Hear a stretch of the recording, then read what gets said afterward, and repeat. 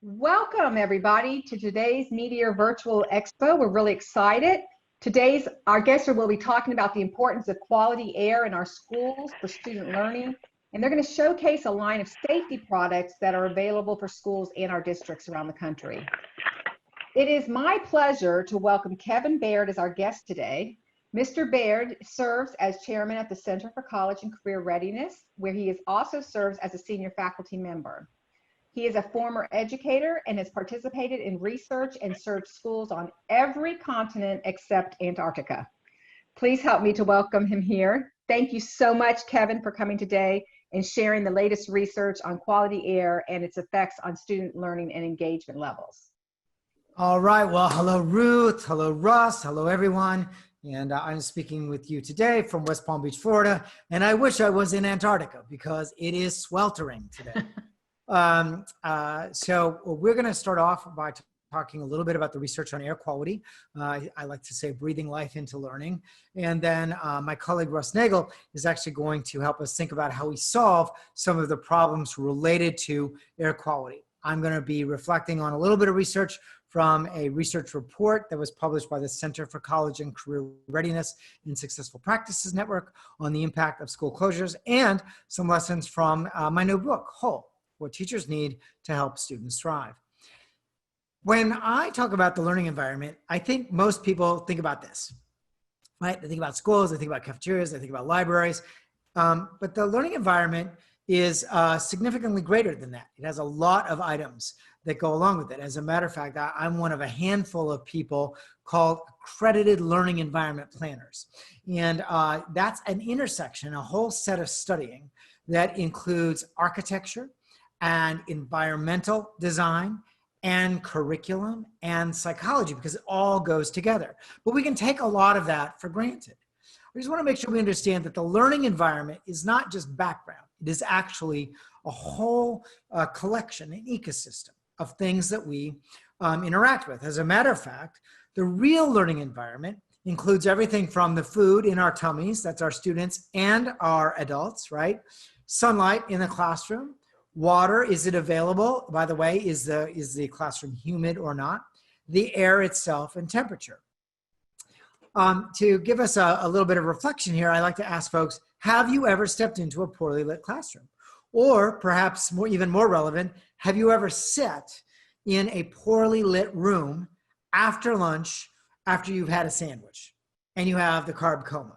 Because that lighting in and of itself is a really important part of the learning environment. And light in and of itself gets in the way or can help learning. And we know that many teachers actually take it into their own hands to add light to the classroom when they have poorly lit classrooms. Unfortunately, most folks don't believe that they can really impact air quality in the classroom. And Russ is going to talk to us today about some ways we can impact air quality. Because air quality is absolutely critical. As a matter of fact, today, now this is a picture from the Bay Area. This is actually the last time they had the kind of fires in the Bay Area that they have right now. That was 2018, where they were closing down schools because of poor air quality. And I was reading today, because of the fires there, the air quality is actually worse than the air quality in Dubai. As you know, if I can't breathe easily, I am unlikely to be able to focus on the learning elements in front of me, right? As a matter of fact, architects design for air quality as integral as an element of light and its comfort. And I thought this was interesting enough to actually read aloud. This is actually from Arch Daily or Architecture Daily. It says, in a school setting, poor indoor air quality can actually affect staff and students such that it's been linked to greater absenteeism, aggravation of asthma, respiratory illness, and decreased attention and productivity due to discomfort. And of course, kids are also more susceptible to to environmental pollutants. The EPA, the Environmental Protection Agency, has also done a lot of research. And by the way, you'll get the deck here, and all of the slides are annotated, so you can go and read it all for yourself. Here, in the EPA information, why indoor air quality is important to schools, they know that they looked at, through comparative risk studies, a variety of issues. And they actually rank indoor air pollution among the top 5 environmental risks to public health. If we don't respond to IAQ, we end up with long and short-term health problems, coughing, eye irritation. And again, I want to come back to issues of allergies and asthma for kids. And then in some more rare cases, Legionnaire's disease and carbon monoxide poisoning. But the impacts that the EPA found were really interesting. Student attendance and teacher attendance, actually, days missed from work, accelerating the deterioration of the school's physical plant and equipment. So we might not think about that, but if my air isn't conditioned properly, all of the things from my computers to metal to other elements actually could be degrading at a cost, increasing the potential for school closings or relocation for occupants, et cetera. So a wide variety of things that might happen if I'm not aware of and thinking about air quality as critical to part of my school learning environment. And there are a variety of other studies that have shown the same thing. I thought this was interesting. This is from a very well-respected publication called the Hatchinger Report, usually provided to administrators and policymakers in education. And this was about a series of studies on air quality in the classrooms. And one of the studies actually looked at schools that were downwind from traffic pollution and found that those kids actually had lower test scores and more behavioral problems and more absences. A second study found that students in Florida schools that were exposed to indoor air pollution had lower test scores and were more likely to get suspended from school. So again, somewhat surprising, even provocative, as we think about things in the learning environment that might be a problem. I want to note that right now, we need to have less problems, not more. When we looked at 1.6 million kids in June of this year at the center, as well as our colleagues at the Successful Practices Network, and we were looking at real-time data from kids who were in this environment of closed schools. We found that kids right now coming back to school were actually on track to be 1.5 years behind already. Right? So the kids coming back into school in August are actually more likely at a place where we would have expected to have been last January. And also students who already had behavioral problems, disciplinary problems, we're seeing an increase in some of those behaviors, et cetera. So I just want to make the link that right now we are expecting an increase in the challenges that have already been linked to issues of air quality in part. So we need to solve for these in general. And then we have COVID-19. So I want to note, I am not an epidemiologist. I am a researcher. I am an educator. Russ Nagel is one of the smartest guys I know. He is not an epidemiologist, but he knows lots about a lot of tools that can help schools.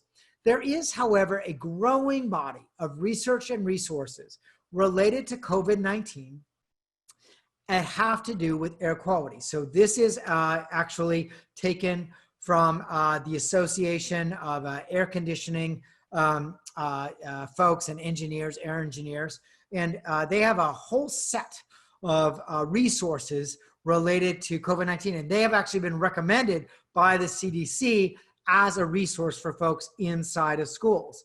There's also the EPA has a set of webinars. I have a link here, what schools need to know, practices and principles for healthy indoor air quality and reducing the spread of viruses. So I'm giving those to you. You might want to go out and look at those yourself, all right? But there is this really very interesting and concerning set of research, and it goes like this. In July, 239 experts, they were all researchers, they actually petitioned the World Health Organization, asking the World Health Organization to begin talking about COVID-19 as an airborne aerosol. Now, what that meant was that if these 239 experts were actually right, that COVID-19, the virus, was could be in droplets so small that masks didn't actually help, unless it was a surgical mask, right? Like the N95 mask. That the droplets were so small that they would actually kind of hang out in the environment. you may have seen some other research more recently about the kinds of masks that seem to be helping, like the gaiters that you pull up don't seem to help. Well, there is now a research paper. This is actually so new, August 3rd, 2020. It's not even through the whole peer review process yet, but it is out from Yale. And what they did in this study is they were looking at the presence of the possible presence of COVID-19 in the air. And they found infectious coronavirus in hospital air.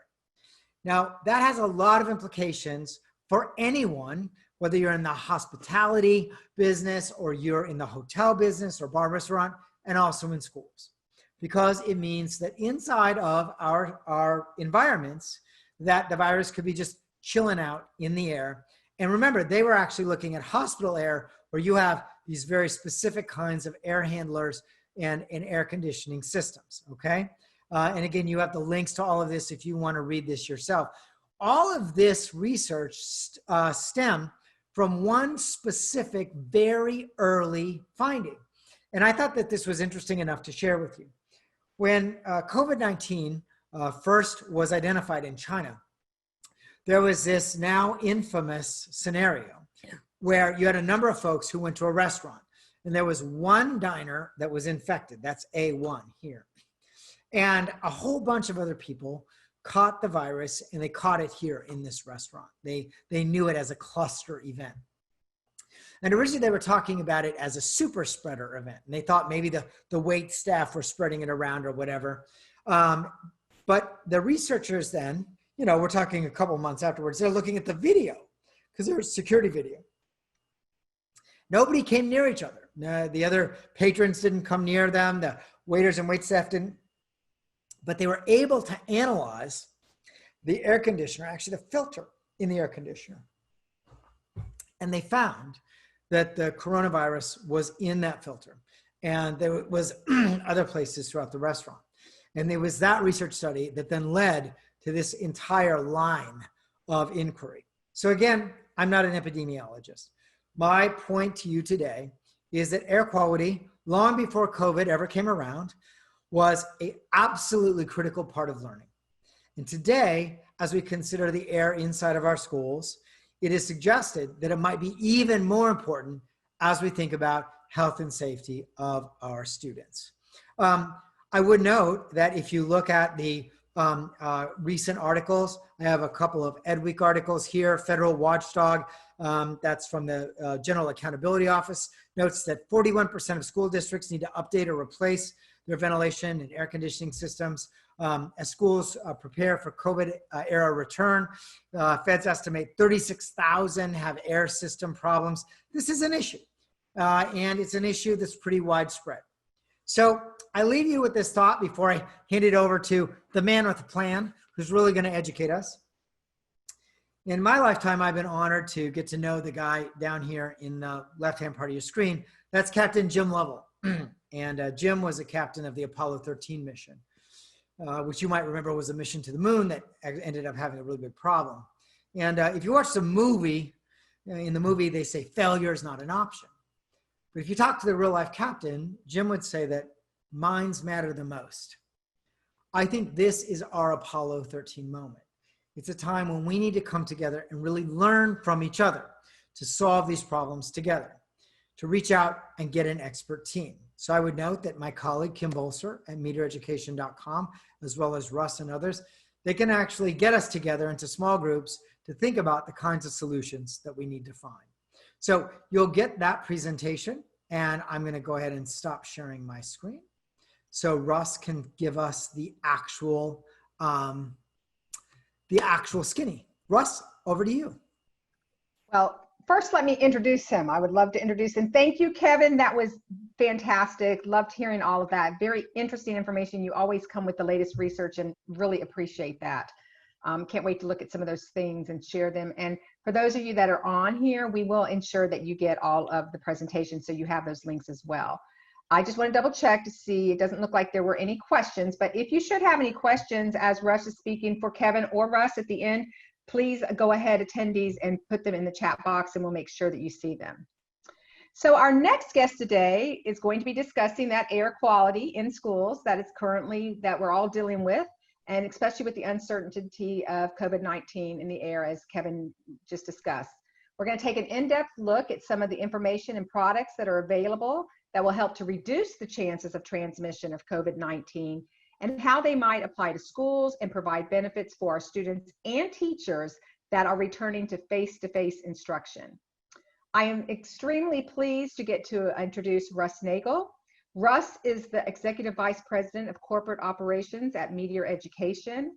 He ensures that the company provides the best solutions for educational environments and that Meteor Education meets all educational needs, quality standards, and delivery of products in a timely manner. Over the past 30 years, Russ has worked closely with school districts to develop and produce high-quality products that will work well in schools and enhance the curriculum and learning objectives. I would like to welcome you, Russ, and thank you so much for being here today and sharing with us this valuable information. Well, thank you, Ruth. It's really great to be here today, and thanks, Kevin, for a great presentation. He brings up, quite a few things, and probably the biggest thing to keep in mind here is that there are no clear-cut answers. As we look at this today, we're going to look at what's practical and what's available, and then some things that are a little bit further off in the distance. And as Kevin mentioned, one of the very first things that we have to think about is our own personal air. And what's been in the forefront of that conversation has been masks. And what are they, and do they really work? There's a lot of conversation, and Kevin mentioned it as well, about the N95 masks. One thing that is really, really important to note is that the N95 mask is actually considered a personal respirator, which means it's meant to protect you and not necessarily the people around you.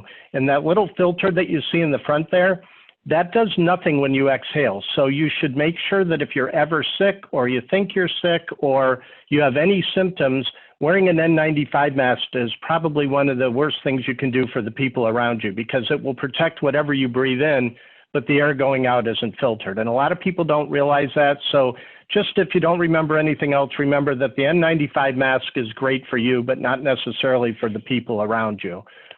Kevin also mentioned the cloth face coverings. You can see the neck gaiter on the right that Kevin talked about. There's basically a surgical mask in the middle and a cloth mask on the left. Those, as he pointed out, do not protect you from the aerosol if it's miniaturized in the small micron range, but for droplets and for what you're normally going to come up against, and frankly, for the transmission from your part, they do have a lot of benefit, even though they're not maybe a medical grade benefit. In most of the studies, if people were 3 feet apart, which is what the American Academy of Pediatrics recommends for children. So if the children are the recommended distance apart, 3 feet apart, and both parties have on a mask like this, the top studies say that it will protect from transmission about 98% of the time, and the lower case studies of that say about 85% of the time. So in a worst case scenario, you're not at 100%, that's for sure, but you're between 85 and 98%. So that type of mask is really a good solution, and it's practical, it's easy, they have them everywhere now, and it's a good way just for you to be considerate of the people around you and to help prevent the majority of the chances for transmission. Of course, the biggest problem with schools, and especially for the young children, is that not being able to see the mouth of the presenter really, really hampers education. There's a great article in Education Week about, can teachers do their job with their faces being covered? And most of the people think beyond 3rd grade or 4th grade, it's probably okay if you have your mouth covered, because kids aren't getting their cues from that facial expression, phonetically, how to form words, and frankly, emotionally, especially for younger and special needs kids, they get a lot of their cues from the facial expressions. So you have the face masks here. You can see 3 different kinds. There's the full face mask, sort of a more open mask, and then on the right is one that goes over the nose and mouth. Those work really well. They also, except for the one on the right, prevent you from touching your eyes and your nose and other mucous membranes, which will help to transmit this as well. But it does allow for really, really great communication. So this is an option, but the droplets, as you can see with them not being sealed, they do have the opportunity to get around that a little bit. And one of the newest types of masks is the combination masks. And these basically have the cloth part so that they still seal around the mouth and protect you from the droplets, but they have the clear opening available so that the kids can see your face. I've tried all of these masks, and I can tell you that the one thing about this one is that it will fog up when you first put it on until it sort of acclimates to your surroundings. So as soon as you put it on, you're going to be like, oh, it fogs up, it doesn't work, but it does clear up and it works well for that.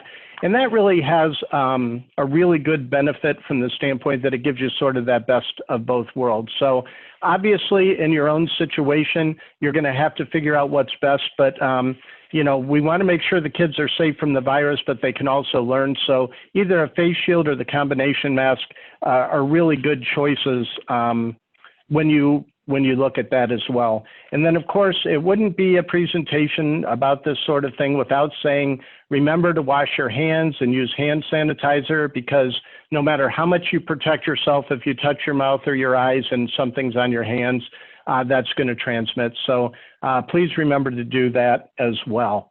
In addition to the personal air, the next best thing,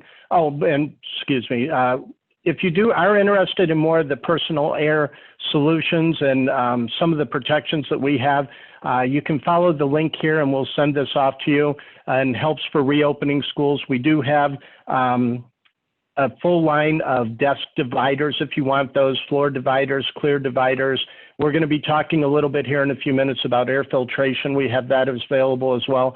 So for more of a full line look at that sort of thing, you'll have the link that you can go ahead and look at that as well as we move forward. So with that, we're going to talk about outside air.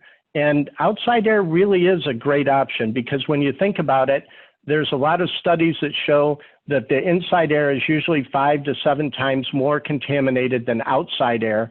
So if you can get that inside air, if you can get that outside air, it's going to be much, much better. When COVID started, there was a big study of 7,000 people where they investigated where they contracted COVID-19 and coronavirus. Of the 7,000 cases they studied in this particular study, only one of those cases came from exposure when the kids or the people were outside. So getting outside has quite a few benefits to it. First of all, you know, that you can get vitamin D, you get sunshine, and of course the best place to get the outside air is outside. Keep in mind that the outside doesn't only have to be for recess. It can be a great learning environment. You can have individualized learning, reading, small groups. There's a number of products out there that can help you with gardening and understanding science and different experiments that you can go outside. So if there's any opportunity to get those kids outside and take your classroom out into the nature, it really is a great way to protect your kids and get them exercise, and a lot of benefits to that as well. So just keep that in mind. If you can't go outside, if you can open windows or doors, or if you can see if they can configure your air handling system to bring in more outside air so that it's not just recirculating the same air. There's been a number of studies in Europe, and one of the major studies that they showed is, and Kevin showed this in his presentation as well, with the air conditioning, how the air conditioning blew and caused the virus to spread so much. What they found is that when they had the doors and windows open, there was actually 80%, up to 80% fewer cases of transmission because they brought in the fresh air. So if you have any opportunity to do that, most of the studies show that if you can get kids outside for 2 hours, they actually say 121 minutes a week. That's optimum. They don't get, you know, sunburn or anything like that, and they can get some vitamin D, and there's a lot of good quality that can come from doing that. So outside air is a good way to protect the kids and do something different as well. Of course, that's not always possible. So you have to look at conditioning the air as well. And when you think about conditioning the air, especially when it comes to viruses, there's 2 options, okay? The first option is filtering the air. That's where the air is forced through a filter or a series of filters, and it physically removes the particulates and contaminants They can be very basic up to HEPA, high efficiency particulate air filtration is what HEPA stands for. This particular unit that's on the screen now is an Aeromax unit. And the Aeromax unit is, it's a really cool unit because it has true HEPA filtration. Keep in mind that people can call things HEPA-like or similar to HEPA or like results or things like that. But to be HEPA certified, it has to have the ability to remove up to 99.9% of particles down to 0.3 microns. And the coronavirus is slightly smaller than 0.3 microns. 0.3 microns is the size of a flu virus, just for comparison's sake. There are no tests yet that are done on the coronavirus specifically, but anecdotally, they expect to see between 98.5 and 99.5% reduction on that. This particular unit will tell you your air quality at a glance. It will tell you what's in the air. It gives you a complete self-assessment of the filter conditions. It's quiet. It's only 70 decibels, which is about how loud a shower is when you stand outside of it. And it comes in a 5-year warranty. You can get that for a number of different sized rooms and shapes of rooms and things like that. So air filtration is one great way to look at having better quality air. Keeping in mind that this type of filtration not only removes the contaminants, but it also removes anything that would not be a virus or anything like that. For example, dust, allergen, pollens, things like that. So it will remove everything, including the viruses from the air. The other option is disinfecting the air. And there's a couple of ways that's being done right now. And this is a very much an evolving type of air cleaning. It's through UV light. You may be familiar with UV light because UVA and UVB light, both, you hear about those a lot. They cause eye injuries, damage to the eye, sunburn, that sort of thing. There's also a UVC light that the sun also gives off, but our atmosphere does a much better job of blocking that.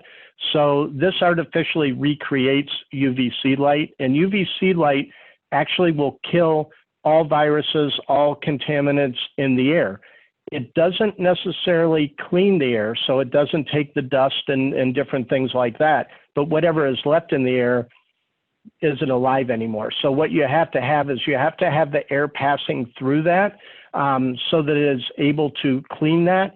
There's a number of different ways you can do this. I think some of you have probably seen there's the little boxes that you can get with UVC light in it that will hold your phone or a mask or money that you can close the lid and it will disinfect it. There's wands that you can go over things with. And then these type of units here, which have the air go through it and bring the air past it and disinfect it as well. Probably the most well-known version of this is Spirit Airlines just showed on their website and on the television commercials where they have a cart that goes down the aisle of the plane and the arms go out to the side and the light comes on and they run it up and down the plane. That is UVC, a near field UVC that will disinfect the air.